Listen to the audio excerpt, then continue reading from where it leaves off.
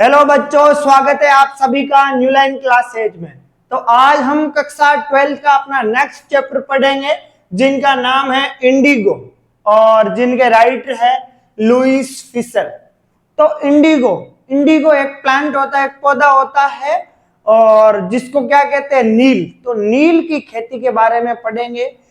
जब 1947 को अपना देश है वो आजाद हो गया था, उस फ्रीडम से पहले यानी देश के आजादी से पहले अपने देश में ब्रिटिशर्स का राज था और ब्रिटिशर्स के द्वारा बंगाल और बिहार का जो क्षेत्र है वहां के किसानों से जबरन नील की खेती करवाई जाती थी और उस नील की खेती से किसानों की जो जमीन है वो अनउपजाऊ हो जाती थी। एक बार या दो बार अगर अपन खेत में नील की खेती कर लेते थे तो दूसरा जो खाद्यान्न है वो खेत में नहीं होता था, जैसे चावल की खेती है या गेहूं की खेती है, वो उस खेत में नहीं हो पाती थी।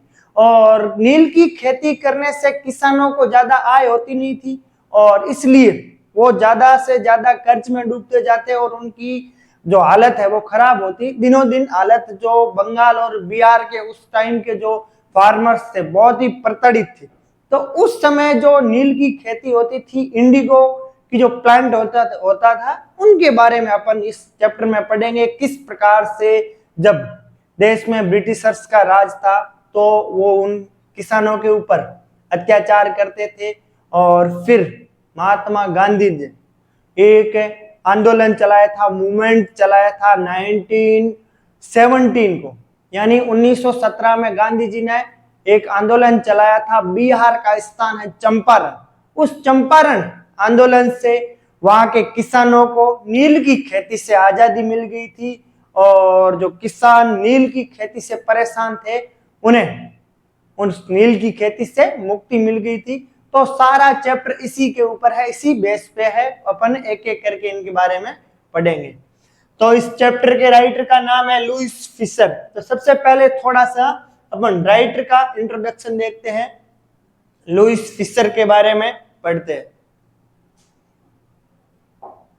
तो लुईस फिशर जिनका जो बॉर्न है वो 1896 को एंड डेथ है वो 1970 को इनकी डेथ हो गई थी और इनका जो जन्म है फिलाडेल्फिया स्थान है अमेरिका में, यानी एक अमेरिकन राइटर है और he served as volunteer in British Army between 1980 and 1920 तक और उन्होंने ब्रिटिश आर्मी में अपनी सेवा दी थी। वॉलंटियर यानी स्वैच्छिक, यानी अपनी इच्छा से ब्रिटिश आर्मी में क्या दी थी, सेवा दी थी 1918 से 1920 तक, यानी 2 साल तक उन्होंने ब्रिटिश आर्मी में अपनी सेवा दी थी।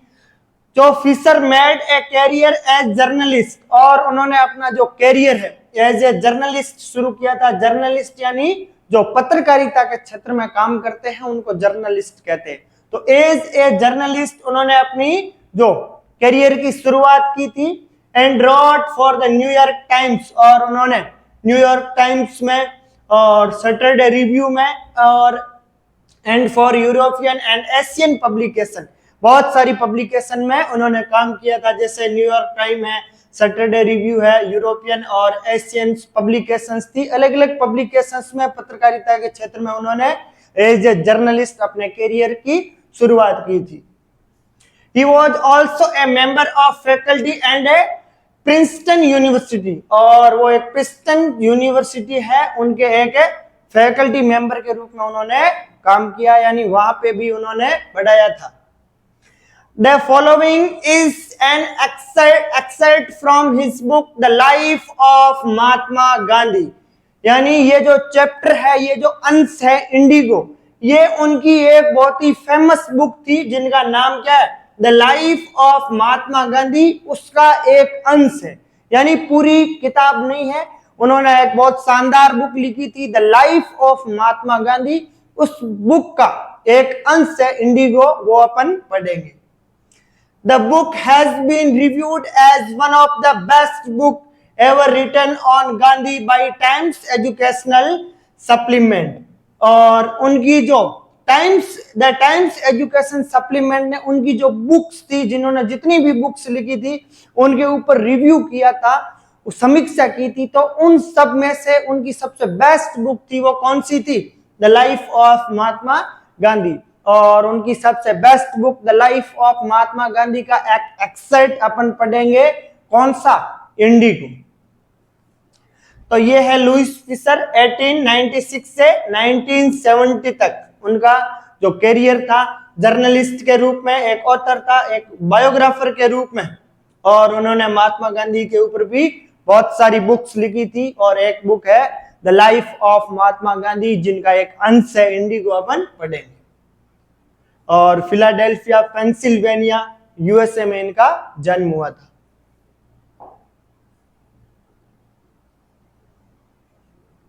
अब अपन अपने चैप्टर की शुरुआत कर रहे हैं इंडिगो से। तो इंडिगो हमने पढ़ लिया, नील की खेती के बेस पर है, और ये जो पूरा चैप्टर है उस चंपारण किसानों, जो चंपारण में रहने वाले किसान थे उनके ऊपर है। चंपारण कहाँ का स्थान है? बिहार में एक स्थान है चंपारण, और जहां का एक किसान था जिनका नाम था राजकुमार शुक्ला, वो भी उस नील की खेती से परेशान थे, और वो गांधी जी से मिले थे।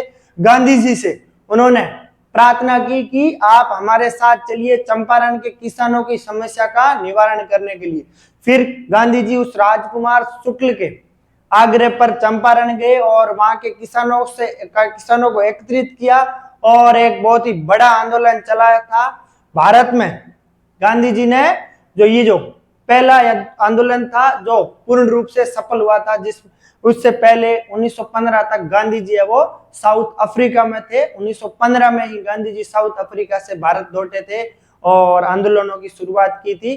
तो चंपारण आंदोलन के बारे में है, गांधी जी ने कैसे उस आंदोलन में हिस्सा लिया और किस प्रकार से उन्होंने किसानों को उस नील की खेती से और उन ब्रिटिशर्स के जो अत्याचार थे उनसे आजादी दिलाई।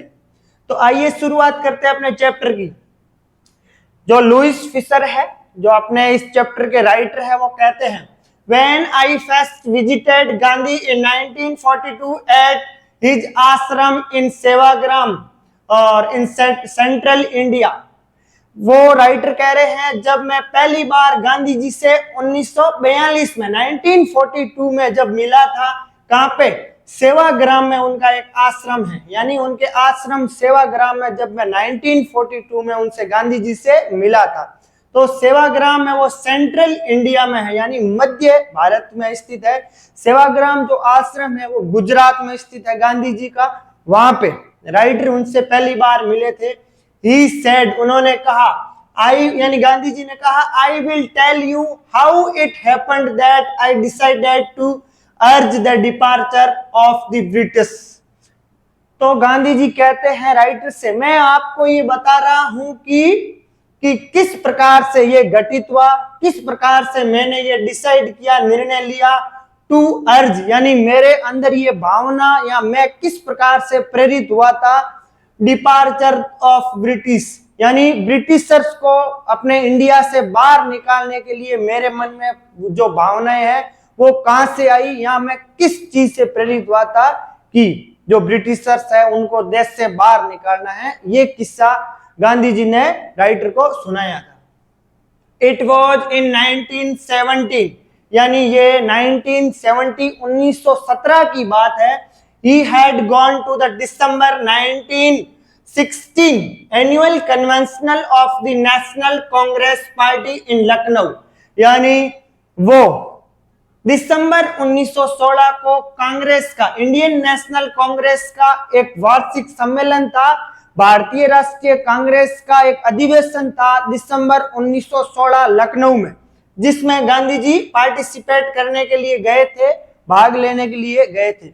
गांधी जी अपने जीवन का हिस्सा, अपनी लाइफ का एक इंसिडेंट बता रहे हैं कि ये बात 1917 की है, और 1917 से पहले जब 1916 दिसंबर में कांग्रेस का, इंडियन नेशनल कांग्रेस का जो लखनऊ में अधिवेशन था, मैं उसमें पार्टिसिपेट करने के लिए गया था। तब there were 2301 delegates and many visitors, यानी वहां पे, यानी उस कांग्रेस के अधिवेशन में 2301 डेलीगेट्स, डेलीगेट्स यानी होता है प्रतिनिधित्व, यानी 2301 डेलीगेट्स वहां उस सम्मेलन में प्रेजेंट हुए थे और बहुत सारे विजिटर्स भी उस सम्मेलन में पार्टिसिपेट कर रहे थे।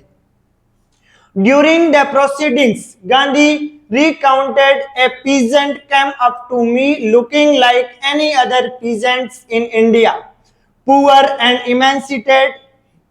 यानी गांधी जी ने कहा जब ये सम्मेलन चल रहा था, ड्यूरिंग द प्रोसीडिंग्स यानी कार्यक्रम, यानी उस कार्यक्रम के दौरान, उस सम्मेलन के दौरान Gandhi recounted a peasant come up to me, यानी गांधी जी रिकाउंटेड यानी गांधी जी कह रहे हैं कि एक पुअर पीजेंट यानी एक गरीब सा, पीजेंट यानी क्या होता है, किसान, यानी एक किसान मेरे पास में आया और जो कैसा दिख रहा था, looking like any other peasant in India, यानी जो भारत में दूसरे किसान है उसी प्रकार से दिख रहा था, यानी जैसे सामान्यतः किसान का जो वेश होता है, जो भारत में दूसरे पीजेंट्स है उसी प्रकार का, उसी उसके समान दिखने वाला एक पीजेंट, एक किसान मेरे पास में आया उस सम्मेलन में।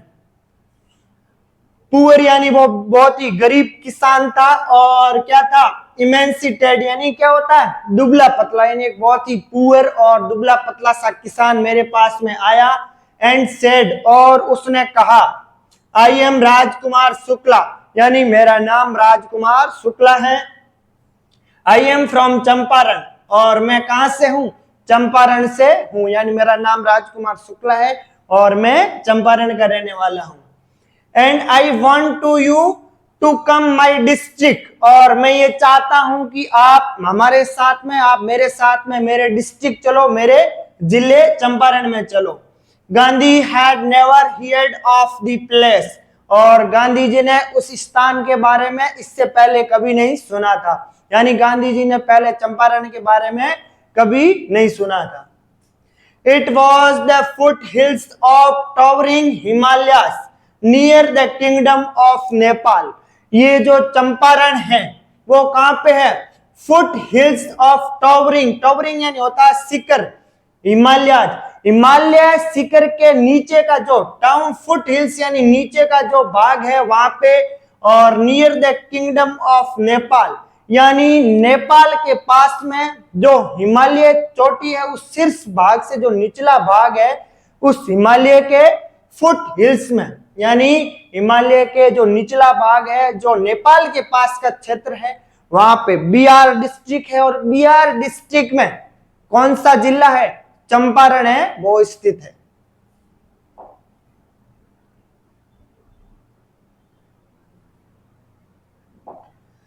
Under an ancient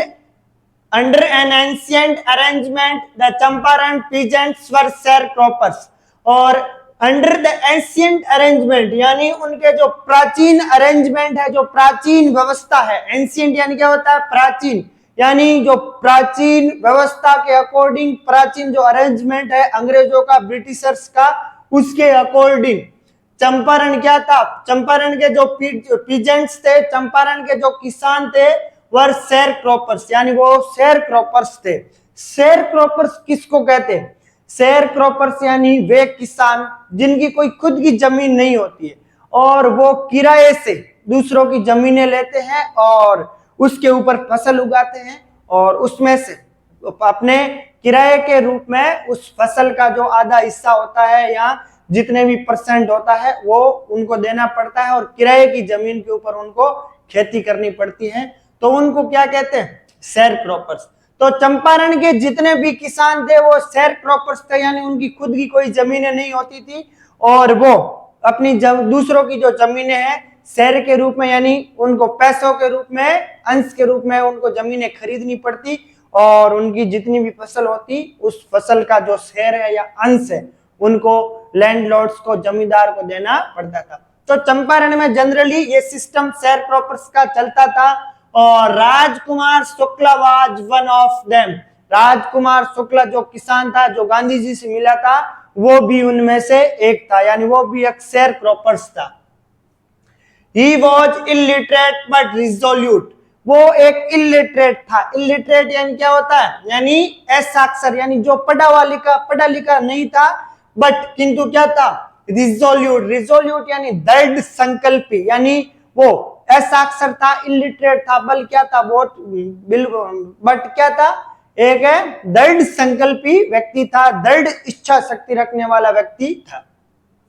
He had come to the Congress session to complain about injustice of landlord system in Bihar।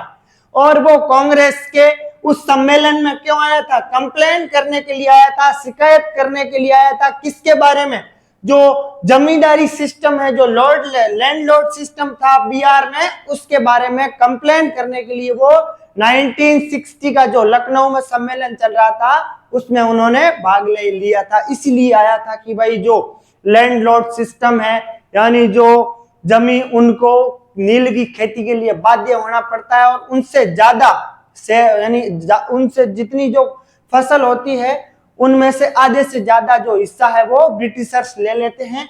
ये जो लैंडलॉर्ड सिस्टम था, ये जो जमींदारी प्रथा थी, उनके खिलाफ कंप्लेन करने के लिए वो उस सम्मेलन में आया था। And somebody had probably said speak to Gandhi, यानी जैसे ही वो उस सम्मेलन में आया तो somebody had probably said, और किसी ने उनसे कहा था कि आप शायद ये बात गांधी जी से कहो, हो सकता है इसका सॉल्यूशन गांधी जी कर सके। जैसे ही वो वहां पे उस सम्मेलन में पार्टिसिपेट करने के लिए आए थे तो किसी ने कहा था कि भाई आप गांधी जी से जाके एक बार मिलो, बात करो इसके बारे में।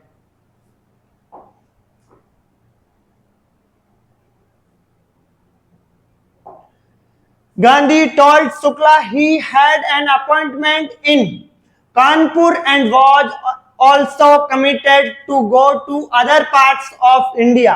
और जैसे ही वो गांधी जी से आके अपनी समस्या, अपनी कंप्लेन बताई, तब गांधी जी ने उनसे कहा, शुक्ला से कहा, वो अपॉइंटमेंट है कहां पे, कानपुर के लिए, यानी उनकी एक और अपॉइंटमेंट है, उन्हें कानपुर जाना है किसी दूसरे के आमंत्रण पर। और एंड ऑल्सो कमिटेड, यानी एक और भी, कमिटेड यानी होता है वचनबद्ध होना, यानी और भी भारत के जो अन्य पार्ट्स है, इंडिया के जो अदर पार्ट्स है, वहां पे जाने के लिए भी वो कमिटेड है, यानी उनकी पहले से ही योजनाएं फिक्स कर रखी है। पहले तो उन्हें कानपुर जाना है। ये कानपुर की स्पेलिंग है, यानी प्राचीन जब ब्रिटिशर्स के टाइम में ये कानपुर की स्पेलिंग ऐसे ही लिखी जाती थी, यानी वो कानपुर सबसे पहले यहां से कानपुर जाएंगे, और कानपुर के बाद में उनकी जो योजनाएं है वो भी फिक्स है कि इंडिया के दूसरे पार्ट्स में जाएंगे। फिलहाल वो उनका जो कार्यक्रम है वो फिक्स है, अभी वो चंपारण नहीं चल सकते, उनका शेड्यूल क्या है, अगले आने वाले काफी दिनों तक फिक्स है। शुक्ला अकम्पनीड हिम एवरीवेयर, लेकिन राजकुमार शुक्ल है वो भी एक बहुत ही दृढ़ निश्चय, दृढ़ इच्छा शक्ति वाले व्यक्ति थे।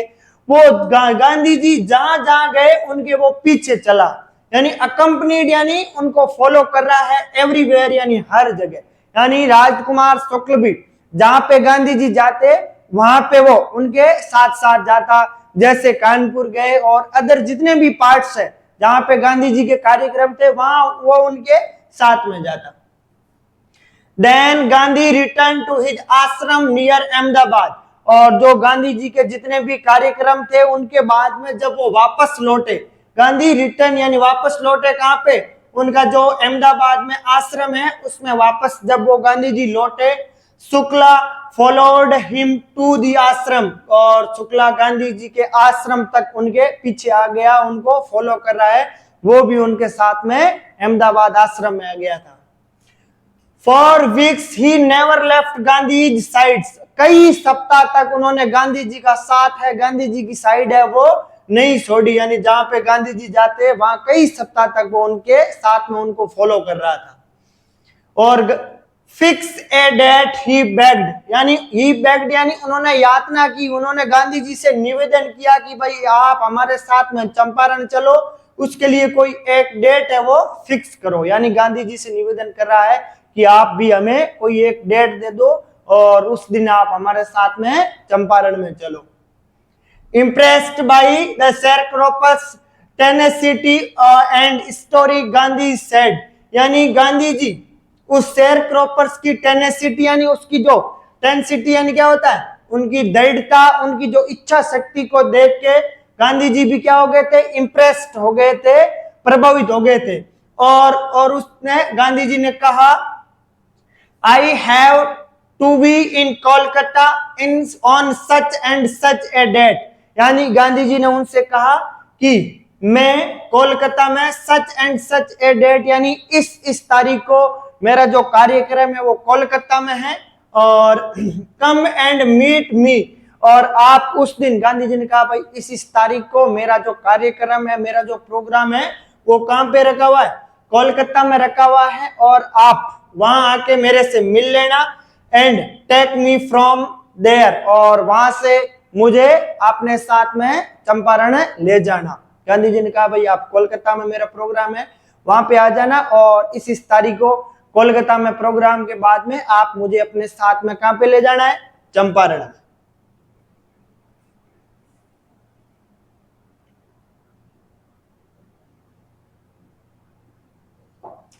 मंथ्स से पास्ट यानी कई महीने बीत गए।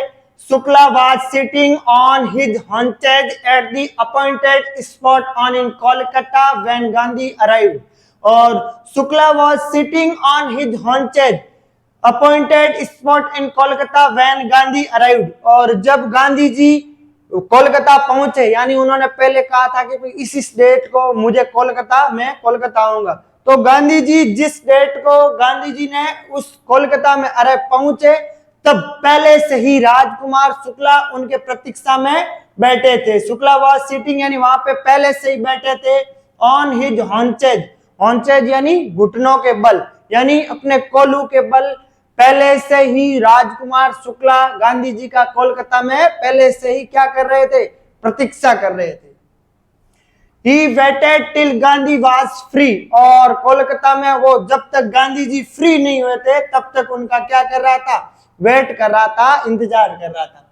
Then the two of them boarded a train for the city of Patna in Bihar, और वहां से वो दोनों ही उन्होंने अपना एक ट्रेन पकड़ी, और कहां के लिए, सिटी ऑफ पटना, यानी बिहार की जो राजधानी है पटना, वहां के लिए, यानी कोलकाता में अपना जो कार्यक्रम था गांधी जी, वहां से उन्होंने अपना कार्यक्रम को फिनिश किया, और उनके बाद में दोनों ने क्या पकड़ी, वहां से ट्रेन पकड़ी, कहां के लिए, पटना के लिए, यानी बिहार चंपारण जाने के लिए उन्होंने पटना के लिए क्या पकड़ ली, ट्रेन पकड़ी।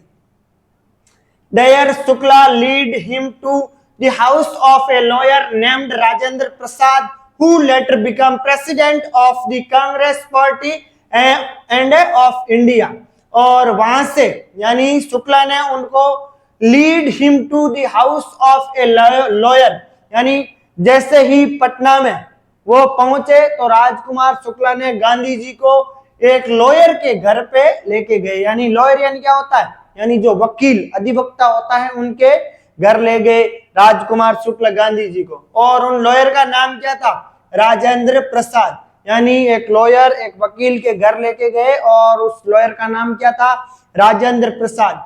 राजेंद्र प्रसाद कौन था, who later became president of Congress, यानी राजेंद्र प्रसाद है जो बाद में कांग्रेस के प्रेसिडेंट भी बने थे, यानी कांग्रेस के अध्यक्ष भी बने, और क्या बने थे, ऑफ इंडिया, यानी भारत के प्रेसिडेंट भी बने थे, यानी भारत के राष्ट्रपति बने थे।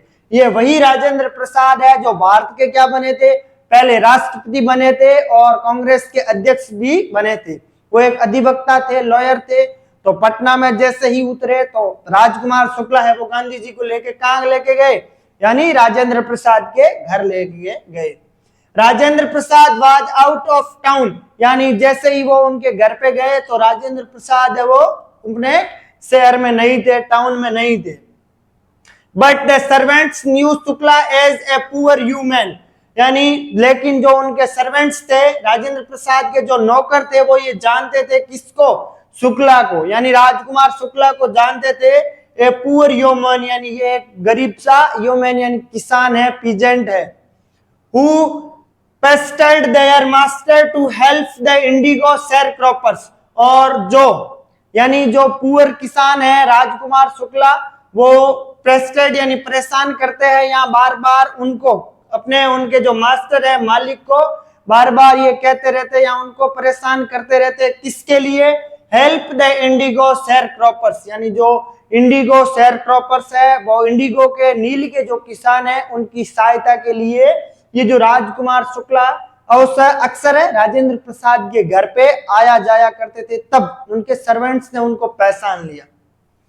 सो इसीलिए they let him stay on the grounds with his companion, और जैसे ही उन्होंने पहचान लिया तो उन्होंने कहा कहां पे ठहरने के लिए, उनको कहा कि भी आप ग्राउंड यानी उस जमीन पर नीचे बैठ जाओ, क्योंकि और उनके साथ में उनके जो कंपेनियन है उनके जो साथी थे महात्मा गांधी, उन दोनों को ही उनके सर्वेंट्स ने नौकर ने कहा भी आप बाहर है उस ग्राउंड में जमीन पे ही बैठ जाओ, यानी उनको बैठने के लिए उन्होंने कोई भी जो उचित स्थान नहीं दिया। उन्होंने सोचा भाई ये जो गांधी जी है राजकुमार शुक्ला के जैसे ही कोई किसान है वो अपनी समस्या अपनी जो नील की खेती है उनके बारे में जो अक्सर आया करता रहता था राजकुमार शुक्ला, हो सकता है वो अपने किसी साथी को लेके यहाँ आए हैं, तो उन्होंने कहा भी आप है जो राजेंद्र प्रसाद है वो तो घर पे नहीं है, आप है नीचे बैठ जाओ।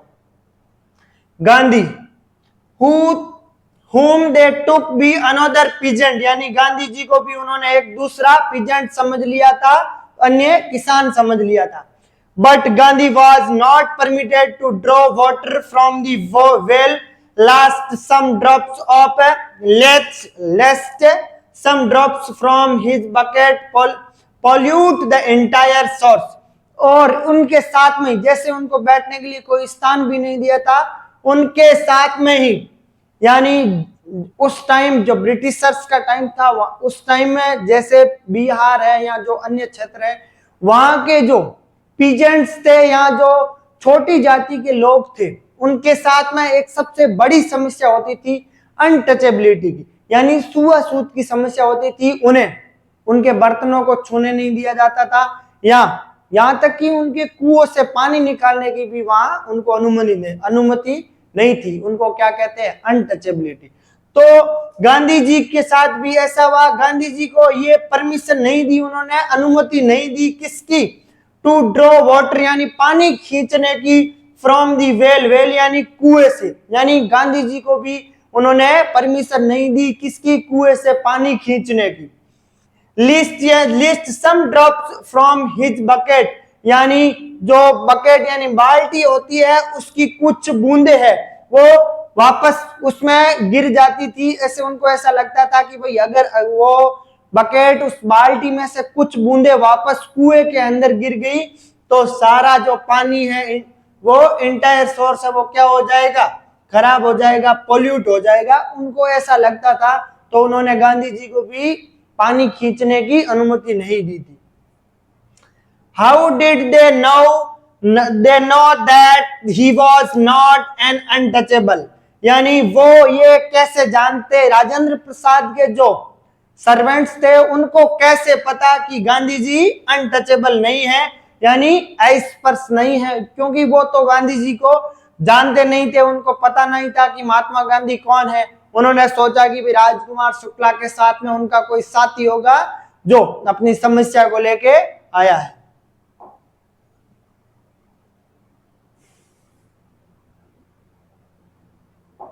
Gandhi decided to go first to Muzaffarpur, which was en route to Champaran. और गांधी जी जैसे ही पटना गए तो पटना से उन्होंने डिसाइड किया कि सबसे पहले वो मुजफ्फरपुर जाएंगे, which was to en route to Champaran, यानी वो जो मुजफ्फरपुर है वो चंपारण के रास्ते में ही पड़ता है। जैसे पटना से अपन चंपारण जाते हैं तो बीच में ही कौन सा स्थान पड़ता है? मुजफ्फरपुर। तो गांधी जी ने ये डिसाइड किया कि अपन चंपारण जाने से पहले कहां पे जाएंगे? मुजफ्फरपुर जाएंगे। क्यों जाएंगे? To obtain more complete information about conditions than Shukla was capable of imparting, यानी ऑब्टेन यानी प्राप्त करेंगे और ज्यादा कंप्लीट जानकारी सूचना किसके बारे में? जो कंडीशंस है किसानों की, किस प्रकार की जो हालत है, किस प्रकार से किसानों से लगान वसूल किया जाता है, या अन्य कौन कौन सी जो समस्या है उन सब के बारे में कंप्लीट इंफॉर्मेशन इकट्ठा करने के लिए अपन चंपारण जाने से पहले मुजफ्फरपुर जाएंगे, क्योंकि गांधी जी को लगता था कि शुक्ला वाज जो केपेबल ऑफ इम्पार्टिंग, यानी जो राजकुमार शुक्ला की जानकारी है वो अभी अधूरी है, पूरी नहीं है। हो सकता है इनको जब पूरी जानकारी नहीं हो किसानों के बारे में इतनी, तो हम पहले मुजफ्फरपुर जाएंगे और वहां के जितने भी किसान हैं उनसे मिलके उनकी सबकी समस्या का जो ऑल इंफॉर्मेशन है वो कलेक्ट करेंगे। He accordingly sent a telegram to Professor J.B. Kriplani of the Arts College in Muzaffarpur. और गांधी जी ने मुजफ्फरपुर जाने से पहले एक टेलीग्राम भेजा, एक मैसेज भेजा, किसको? वो जो प्रोफेसर जेबी कृपलानी को, यानी वो मुजफ्फरपुर जा रहे थे इसके लिए उन्होंने एक टेलीग्राम भेजा प्रोफेसर जेबी कृपलानी को। और जेबी कृपलानी वहां के आर्ट्स कॉलेज है मुजफ्फरपुर, वहां के क्या थे? एक प्रोफेसर थे। और उनको कैसे जानते थे Gandhi ji? whom he had seen at Tagore's Shanti Niketan school. और जिसको गांधी जी पहले मिल चुके थे, कहां पे? जो टैगोर शांति निकेतन स्कूल है, रविंद्रनाथ टैगोर की जो शांति निकेतन स्कूल है, वहां पे जो जेबी कृपलानी है उनसे गांधी जी की पहले मुलाकात हो चुकी थी। तो उन्होंने जेबी कृपलानी को एक टेलीग्राम भेजा कि मैं मुजफ्फरपुर में आ रहा हूं इतनी तारीख को, तो आप मेरे से मिल लेना।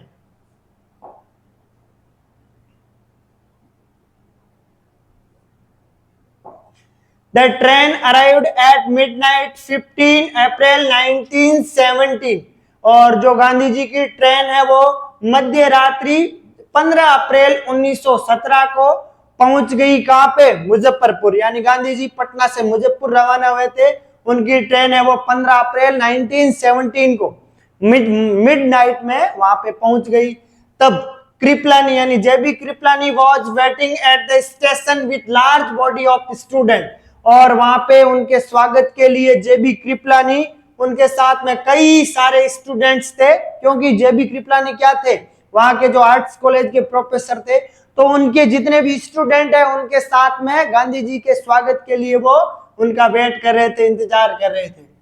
Gandhi stayed there for 2 days in the home of professor Malkani. और गांधी जी वहां पे ठहरे 2 दिन तक। और कहां पे ठहरे?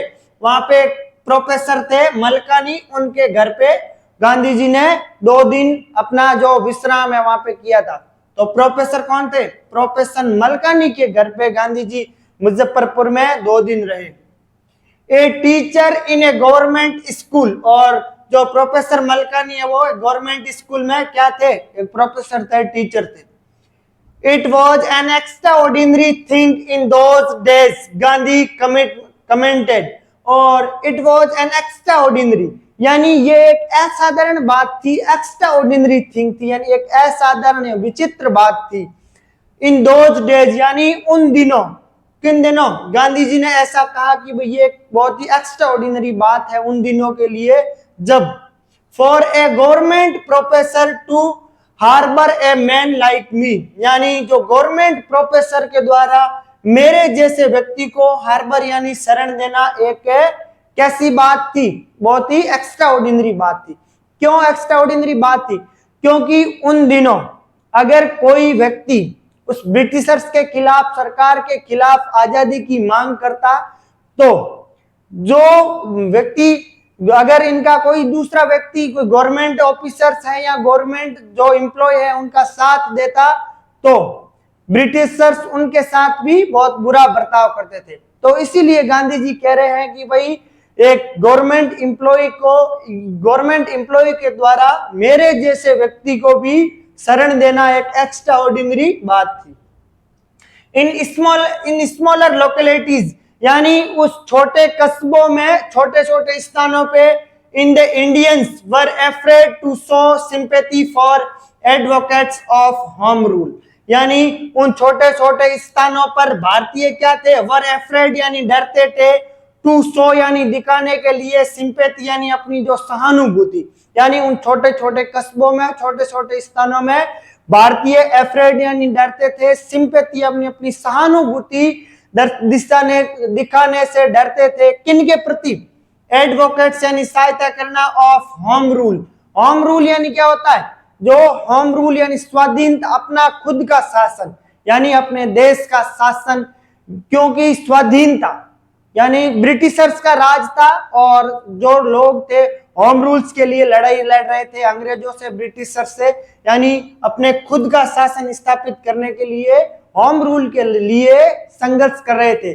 और जो भी व्यक्ति होम रूल्स में यानी जो होम रूल्स जो आंदोलन कर रहे थे सरकार के खिलाफ, अगर उनके प्रति सहानुभूति कोई व्यक्ति दर्शाता तो वो गवर्नमेंट्स उनके साथ में बुरा ट्रीटमेंट करती। इसलिए कोई भी जो होम रूल्स में शामिल होता तो लोग उनके प्रति सिंपैथी नहीं दर्शाते थे। तो ये गांधी जी के लिए एक एक्स्ट्रा ऑर्डिनरी बात थी। तो इनसे आगे मुझे तो नेक्स्ट है the news of Gandhi advent and of the nature of his mission spread quickly through Muzaffarpur and to Champaran.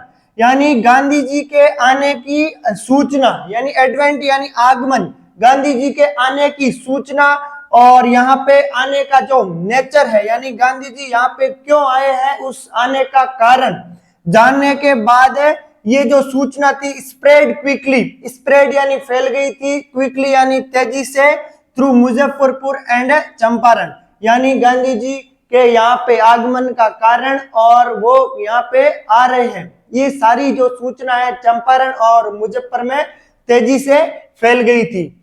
जो sharecroppers from Champaran began arriving on foot and by conveyance to see their champion.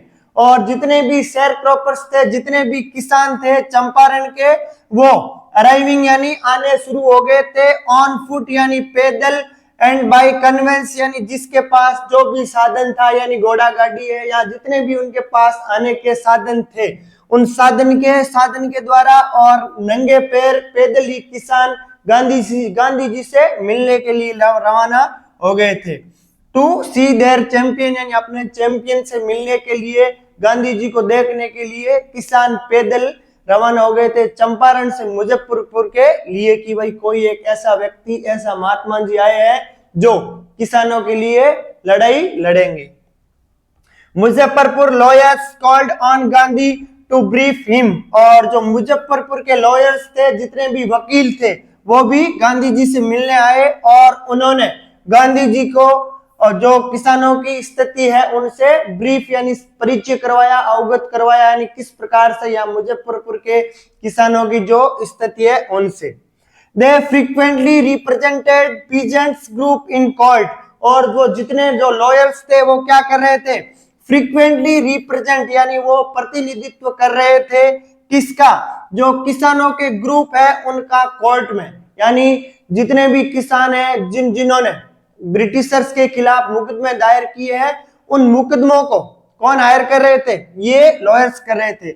और they told him about their cases. और जो lawyers थे उन्होंने उनके अपने cases के बारे में, जितने जो भी केस थे कि कौन से किसान का कौन सा केस चल रहा है और उस केस का वर्तमान में क्या स्थिति है, ये सारी सूचनाएं उन्हें लॉयर्स ने गांधी जी को दी। Reported the size of their fees. और जितने भी लॉयर्स थे जिन्होंने उस केस के बदले में जितनी फीस ली थी, कितनी फीस ली थी, वो सारी डिटेल्स उन लॉयर्स ने किन को दी थी? गांधी जी को दी थी।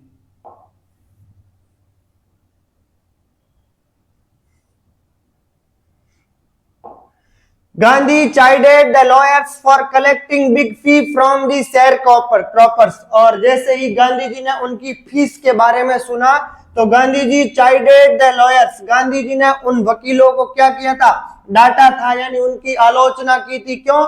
Collecting big fee from the sharecroppers, यानी उन लॉयर्स ने उन किसानों से, पीजेंट से, शेयरक्रॉपर से बड़ी मात्रा में जो फीस ली थी, रकम ली थी, इनके कारण उन्होंने आलोचना की थी गांधी जी ने उन लॉयर्स की। He said, यानी गांधी जी ने कहा, I have come to the conclusion that we should stop going to law courts। Gandhi ji ने कहा I have come to conclusion, यानी मैं इस निष्कर्ष पर पहुंचा हूं। कंक्लूजन यानी क्या होता है? निष्कर्ष। मैं इस निष्कर्ष पर पहुंचा हूं that we should stop going to law courts, यानी हमें लॉ कोर्ट्स में यानी उन कानूनी अदालतों में जाने से बंद कर देना चाहिए, यानी हमें अब उस अदालतों में, उन कोर्ट में जाना नहीं चाहिए, क्योंकि कोर्ट में न्याय नहीं हो रहा है। कोर्ट में न्याय करने वाले व्यक्ति कौन थे? वो भी अंग्रेज थे या अंग्रेजों के द्वारा हायर किए हुए थे। तो गांधी जी ने कहा भाई अब कोर्ट में जाने का कोई भी मतलब नहीं है। Taking such cases to the courts does little good, यानी टेकिंग सच केसेज यानी इन केसों को या इन मामलों को कोर्ट में ले जाना से लिटिल गुड यानी कोई भी अच्छा काम नहीं होने वाला है, यानी कोई भी लाभ अपने को कोर्ट्स में नहीं होने वाला है। Where the peasants are so crushed and fear stricken, यानी जहां पे जो peasants है, जो किसान है, वो क्या है? are so crushed यानी इतने दबे हुए हैं, इतने दबे कुचले हैं। जो भारतीय peasants है, जो किसान है, वो बहुत ही crushed यानी दबे कुचले हैं, and fear stricken यानी एकदम डरे हुए हैं। तो कि गांधी जी ने कहा भाई भारतीय जो peasants है, किसान है, वो बहुत ही दबे कुचले हैं और बहुत ही क्या है? गरीब है और डरे हुए हैं। तो उनको उस कोर्ट्स के माध्यम से धकेलना या उनके पैसे बर्बाद करने से कोई भी लाभ कोर्ट में नहीं होने वाला है। लॉ कोर्ट्स आर यूजलेस, तो लॉ कोर्ट्स है वो यूजलेस है यानी व्यर्थ है। The real relief for them is to be free from fear, और उन किसानों के लिए रियल रिलीफ यानी वास्तविक जो रिलीफ है, वास्तव में जो उसको शांति मिलने वाली है या आराम मिलने वाला है, वो किस में है? उसको भय से मुक्ति, फ्री फ्रॉम फियर यानी भय से फ्री करना ही वास्तविक उनको रिलीफ मिलेगा, न कि कोर्ट के माध्यम से। तो किसानों के अंदर जो फियर है, जो भय है, उनको बाहर निकालो और उन्हें वास्तविक रूप से प्रेरित करो ताकि उनके अंदर से जो फियर है वो निकल जाए। Most of the arable land in the Champaran district was divided into large estates owned by Englishmen and worked by Indian tenants. यानी most of arable land यानी ज्यादातर जो अरेबल यानी क्या होता है? उपजाऊ, यानी जो कृषि योग्य या जो उपजाऊ भूमि थी, कहां पे? चंपारण की। वो किस में डिवाइड थी? डिवाइडेड इनटू लार्ज स्टेट्स यानी बड़े बड़े जो लैंड है उसमें डिवाइड थी, और जिनके ओनर कौन थे?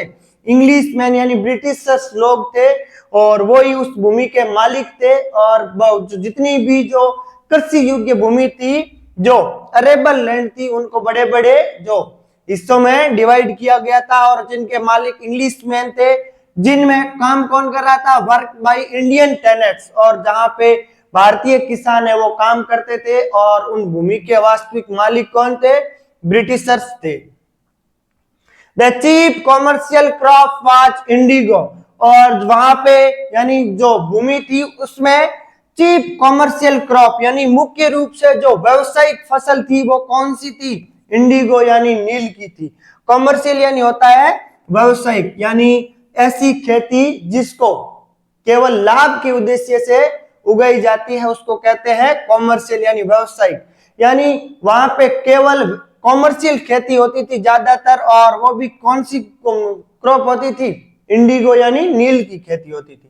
The landlords compelled all tenants to plant the 3/20 or 15% of their holdings with indigo and surrendered to the entire indigo harvest as rent. और जो लैंडलॉर्ड्स थे यानी जो भूमि के मालिक थे, वो कंपेल्ड यानी बाध्य करते थे, मजबूर करते थे ऑल टेनेंट्स यानी भारतीय किसानों को टू प्लांट 3/20 और 15% of their holdings with Indigo. और जितने भी जो लैंडलॉर्ड्स थे, जितने भी जो जमींदार थे, वो किसानों को कंपेल्ड यानी मजबूर करते थे किसके लिए? उससे प्लांट का 3/20 यानी 15% जो हिस्सा है उस पे आप केवल क्या करोगे? नील की खेती करेंगे। यानी 3/20 या 15% है वो किसकी खेती करेंगे? यानी 15% जो भाग है पूरे खेत का, पूरे लैंड का, उसमें केवल नील की खेती करनी है, इंडिगो की खेती करनी थी।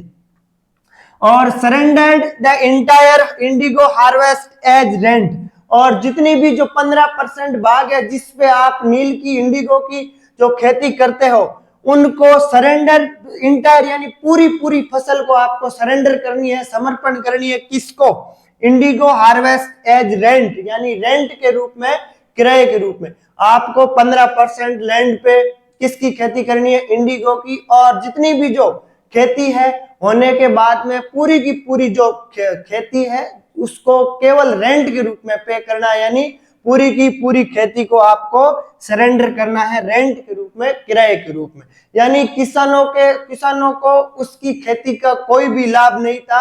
आप 15% या 3/20 पार्ट के ऊपर केवल इंडिगो की खेती करोगे और जैसे ही फसल तैयार होती है तो पूरी की पूरी आप रेंट के रूप में किसको देंगे? आप जमींदार को देनी होगी। This was done by long term contract. और ये जो कॉन्ट्रैक्ट था, ये जो उनका समझौता था, एक लंबे समय के लिए करते थे, यानी एक बार कर देते फिर लंबे समय के लिए वही कॉन्ट्रैक्ट चलता था।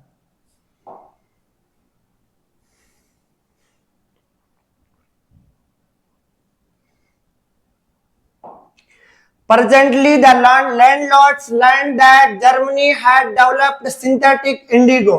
और प्रेजेंटली यानी अब जो लैंडलॉर्ड्स थे यानी जो जमींदार थे, लर्न यानी सीख गए या उनको ये पता चला कि जर्मनी ने यानी जर्मनी देश ने ऐसा डेवलप्ड सिंथेटिक इंडिगो, यानी अब जो जमींदार थे वहां के या जो ब्रिटिशर्स थे उनको पता चला कि अब जो जर्मनी है वो सिंथेटिक इंडिगो जिन्होंने विकास किया है या सिंथेटिक इंडिगो का डेवलप कर लिया है। सिंथेटिक यानी जिसको अपन एक किसी केमिकल के द्वारा या कृत्रिम रूप से जो इंडिगो तैयार होती है, यानी अब उनको इंडिगो की फसल खेतों में उगाने की आवश्यकता नहीं है क्योंकि जर्मनी ने एक सिंथेटिक इंडिगो तैयार कर ली है। ये बात उनको ब्रिटिशर्स को पता चली। They then thereupon obtain agreement from the sharecroppers to pay them a compensation for being released from the 15% agreement arrangement।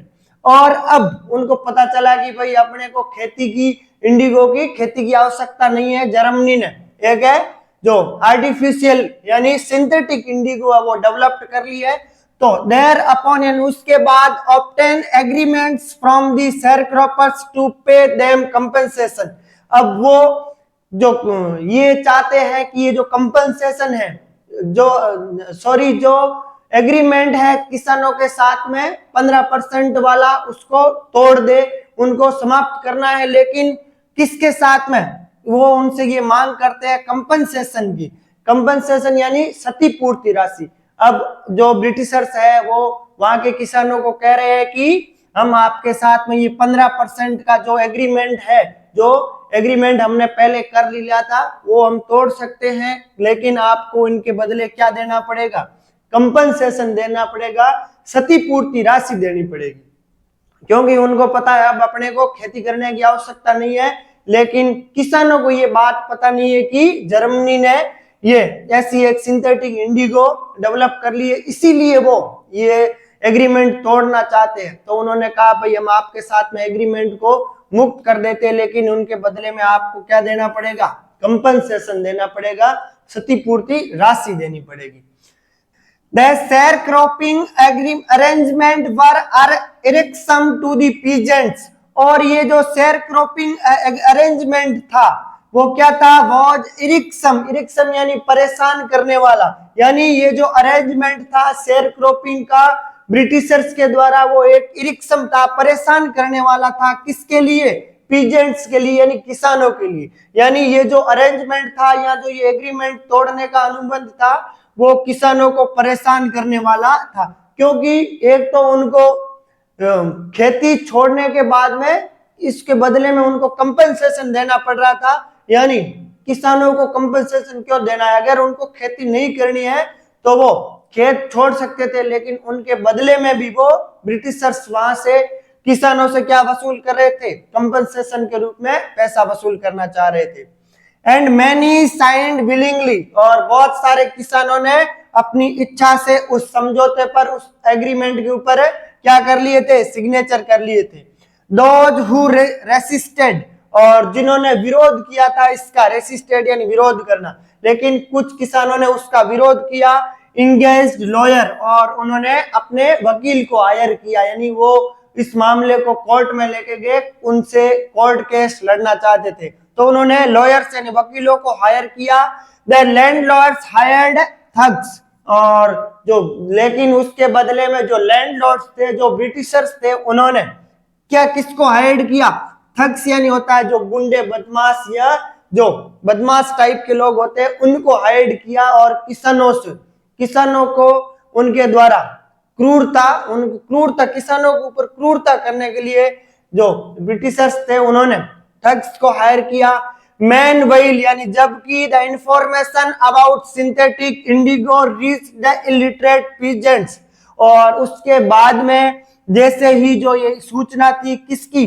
Synthetic Indigo की, यानी फिर जो सूचना थी कि भाई जर्मनी के द्वारा जो सिंथेटिक इंडिगो है वो बनाई जा रही है, तो ये जो खबर उस इलिटरेट पीजेंट्स के पास में पहुंची, यानी जो अनपढ़ किसान थे उनके पास में जैसे ही ये सूचना पहुंची, जिन्होंने पहले सिग्नेचर कर दिए थे उनके पास में पहुंची, हु हैड साइंड, यानी जिन्होंने पहले सिग्नेचर कर दिए थे उनके पास में जैसे ही सूचना पहुंची, and they wanted their money back, और उन्होंने भी अपने पैसे वापस मांगे कि भाई आपको खेती करनी नहीं है, आपको तो जो इंडिगो है वो दूसरे स्थान से प्राप्त हो रही है, इसलिए आप अब ये खेती नहीं करना चाहते हो, लेकिन उनके बदले में आप हमसे पैसा लेना चाहते हो। जिनसे पैसे ले लिए थे वो किसान अपना पैसा वापस मांगने लगे उन्हें लैंडलॉर्ड से।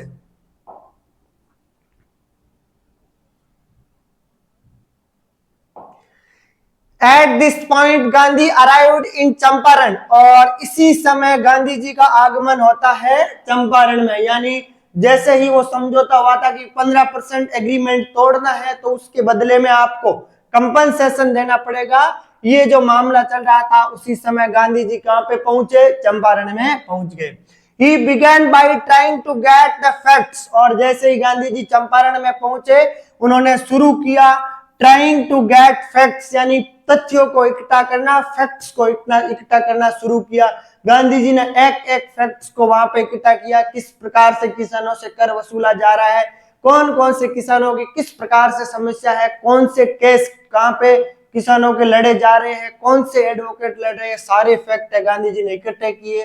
First he visited the secretary of British landlord association, और जैसे ही चंपारण में गांधी जी पहुंचे तो गांधी जी पहले ही सेक्रेटरी यानी सचिव के पास में पहुंचे, जो ब्रिटिश लैंडलॉर्ड एसोसिएशन के सेक्रेटरी थे, सचिव थे, उनके पास में गांधी जी पहुंचे। The secretary told him that they could no information to an outsider, और जो सेक्रेटरी थे उन्होंने गांधी जी से कहा कि वो कोई भी सूचना नहीं देंगे, किनको? एन आउटर यानी बाहरी व्यक्ति को कोई भी सूचना नहीं देंगे, यानी उस सेक्रेटरी ने जवाब दिया कि भाई हम कोई बाहरी व्यक्तियों को ऐसी कोई भी सूचना है, कोई भी फैक्ट है वो अवेलेबल नहीं करवा सकते। Gandhi ji answered that he was no outsider, और गांधी जी ने उनका रिप्लाई किया कि वो कोई भी बाहरी व्यक्ति नहीं है, ये धरती और ये देश उनके खुद का है और वो कोई बाहरी व्यक्ति नहीं है। नेक्स्ट, और अगले दिन Gandhi ji called on British official commissioner to the Tirhut division in which the Champaran district lay, और नेक्स्ट दिन गांधी जी किन के पास में गए? जो ब्रिटिश ऑफिशियल कमिश्नर है, यानी जो ब्रिटिश तिरहुत डिवीजन के, यानी तिरहुत डिवीजन है उनके जो जिले हैं उनको डिवीजन में बांटा गया था, और जो चंपारण डिस्ट्रिक्ट है वो तिरहुत डिवीजन के अंदर ही आता है। तो अगले दिन गांधी जी तिरहुत डिवीजन के ब्रिटिश कमिश्नर के पास में गए, इन विच चंपारण डिस्ट्रिक्ट ले, यानी जो चंपारण डिस्ट्रिक्ट के अंदर पड़ता है, उन ब्रिटिश कमिश्नर के पास में गांधी जी पहुंचे। द कमिश्नर गांधी रिपोर्ट्स, और गांधी जी कहते हैं कि गांधी रिपोर्ट्स यानी गांधी जी बताते हैं कि जैसे ही वो ब्रिटिश कमिश्नर के पास में पहुंचे थे, प्रोसीडेड टू बुली मी, और उन्होंने यानी उस कमिश्नर ने गांधी जी को क्या किया था? बुली यानी परेशान करना, यहाँ से जाने के लिए मजबूर करना, उनको परेशान करना। गांधी जी ने कहा कि भाई वो कमिश्नर भी मुझे क्या कर रहा था, परेशान कर रहा था। Advised me forthwith to leave Tirhut, और उन्होंने मुझे एडवाइस दी, सलाह दी, फोर्थवेल टू लीव तिरहुत, यानी जितना जल्दी हो सके आप तिरहुत को यहाँ से छोड़ के, तिरहुत को छोड़ के चले जाइए। फोर्थ विथ यानी क्या होता है, जल्दी से, जितना हो सके उतना जल्दी आप तिरहुत डिवीजन को छोड़ के चले जाए, आपकी इसमें भलाई है। यानी गांधी जी पहले तो किन के पास में गए थे, जो ब्रिटिश लैंडलॉर्ड्स एसोसिएशन के सेक्रेटरी थे, उनके सचिव के पास में गए। उन्होंने कहा हम कोई भी बाहरी व्यक्ति को सूचना नहीं देते। फिर जो ब्रिटिश ऑफिशियल कमिश्नर थे उनके पास में गए, तो उन्होंने कहा भाई आप जल्दी से तिरहुत डिवीजन को छोड़ दो।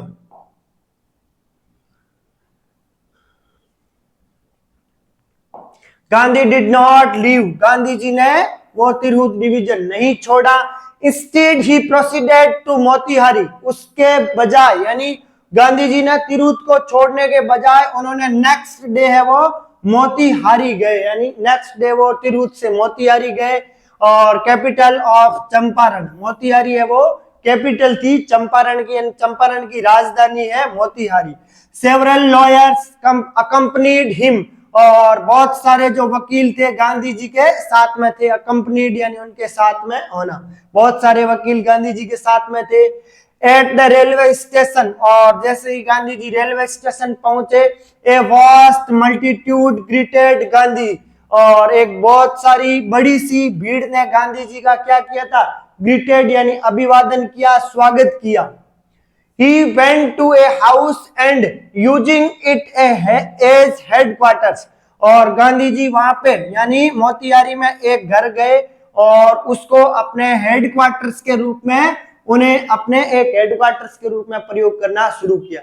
गांधी जी ने मोतीहारी के एक घर को अपना हेडक्वार्टर बनाया। कंटिन्यूड हिज इन्वेस्टिगेशन, और अपनी जो इन्वेस्टिगेशन है उसको जारी रखा। A report came in that a peasant had been maltreated in a nearby village, और वहां पे एक रिपोर्ट पहुंची यानी एक सूचना पहुंची गांधी जी के पास में कि एक जो किसान है उनके साथ में मेल ट्रीटेड यानी बुरा व्यवहार, दुर्व्यवहार किया गया है। इन नियर बाई विलेज यानी पास ही के गांव का एक जो पीजेंट है उनके साथ में मेल ट्रीटेड यानी दुर्व्यवहार किया गया है ब्रिटिशर्स के द्वारा, उन जमींदारों के द्वारा। ये सूचना गांधी जी के पास में पहुंची। Gandhi decided to go and see, और गांधी जी ने निर्णय लिया, डिसाइड किया कि वो वहां पे जाएंगे और सी यानी उस परिस्थिति को, उन किसान से मिलेंगे, उनको देखेंगे। The next morning he started out on the back of an elephant, और अगली ही मॉर्निंग, नेक्स्ट जो सुबह है, गांधी जी वहां से रवाना हुए बैक ऑफ एन एलिफेंट यानी एलिफेंट के ऊपर बैठ के गांधी जी उस विलेज में उस किसान के पास मिलने के लिए रवाना हो गए थे। He had not proceeded far when the police superintendent's messenger overtook him, और he had not proceeded far यानी ज्यादा दूर नहीं गए थे, थोड़े से ही आगे गए थे तब, when यानी जब जो पुलिस सुप्रिटेंडेंट है यानी वहां का जो पुलिस सुप्रिटेंडेंट था, उनका एक मैसेंजर यानी उनका एक जो दूत है या संदेशवाहक है वो पहुंचा, ओवरटुक हिम यानी गांधी जी के पास में पहुंचा। जैसे ही गांधी जी थोड़ा सा आगे बढ़े थे तो पुलिस सुप्रिटेंडेंट का एक दूत, एक मैसेंजर गांधी जी के पास में आया। एंड ऑर्डर्ड हिम, और गांधी जी को उन्होंने आदेश दिया to return to town in his carriage, यानी उन्होंने गांधी जी को कहा कि आप वापस लौट जाइए, वापस अपने कस्बे में चले जाइए। किसके साथ में? हिज कैरिज यानी उसे अपनी गाड़ी में बैठा के गांधी जी को ले जाने की उसने बात की कि भाई आपके ये ऑर्डर है कि आपको मेरे साथ में मेरी ही गाड़ी में बैठ के वापस है उस टाउन में चले जाना चाहिए, आपको उनसे आगे नहीं बढ़ना चाहिए। ऐसा ऑर्डर पुलिस सुप्रिटेंडेंट के एक मैसेंजर ने गांधी जी को दिया।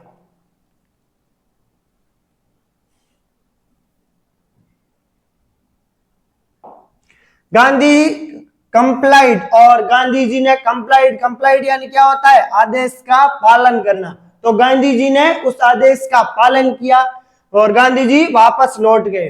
The messenger drove Gandhi's home, और जो मैसेंजर था वो गांधी जी को उनके घर पे पहुंचाया, where he served him with an official notice to quit Champaran immediately, और उस सर्वेंट ने गांधी जी को उनके घर पे पहुंचाया और जहां पे उनको एक ऑफिशियली नोटिस यानी एक आधिकारिक रूप से आदेश थमा दिया कि कैसा आदेश दिया कि भाई आपको चंपारण को तुरंत छोड़ना है, क्वाइट यानी छोड़ना, चंपारण इमीडिएटली यानी तुरंत, यानी उनके साथ में जो पुलिस सुप्रीडेंट का मैसेंजर था उन्होंने एक ऑफिशियली ऑर्डर जारी करके गांधी जी को दे दिया कि भाई आपको जल्दी से चंपारण को छोड़ना होगा। Gandhi ji signed a receipt for the notice and wrote on it that he would disobey the order, और गांधी जी ने एक रिसिप्ट पे सिग्नेचर किए, किसके, द नोटिस यानी उस नोटिस के नीचे सिग्नेचर किए और रोट ऑन इट, और उसके ऊपर लिखा that he would disobey the order, यानी उस ऑर्डर के ऊपर गांधी जी ने सिग्नेचर किए और उस ऑर्डर के ऊपर लिखा कि गांधी जी इस ऑर्डर को डिसओबे कर रहे हैं, यानी गांधी जी इस ऑर्डर की पालना नहीं करेंगे, वो चंपारण छोड़ के नहीं जाएंगे। तो जैसे ही गांधी जी ने उस ऑर्डर को फॉलो नहीं किया, उसका पालन नहीं किया, तो क्या हुआ, इन कॉन्सिक्वेंस यानी उसके बाद उसके विपरीत में क्या हो गया, Gandhi received a summons to appear in court the next day, और गांधी जी को एक समन्स मिला, समन यानी कोर्ट के द्वारा जो आदेश होता है, कोर्ट के द्वारा जो बुलावा मिलता है उसको कहते हैं समन्स, यानी गांधी जी को एक समन मिला कोर्ट में हाजिर होने के लिए। अगले दिन उस गांधी जी को आदेश मिल गया कि भाई आपको अगले दिन कोर्ट में प्रस्तुत होना है, आपने किसी जो कर्मचारी है उनके ऑर्डर को क्या किया है, अनफॉलो किया है, यानी आपने उसके ऑर्डर को नहीं माना है, इसलिए नेक्स्ट डे आपको कोर्ट में हाजिर होना है। तो यहां तक अपना जो पार्ट है, और नेक्स्ट पार्ट में कि गांधी जी का जो आंदोलन है, जो मूवमेंट है, किस प्रकार से आगे बढ़ेगा, किस प्रकार से जो जो ब्रिटिशर्स है उनकी बात के साथ में एग्रीमेंट बनता है, ये सारी चीजें अपन नेक्स्ट क्लास में पढ़ेंगे। तो मिलते हैं नेक्स्ट क्लास में। Thank you.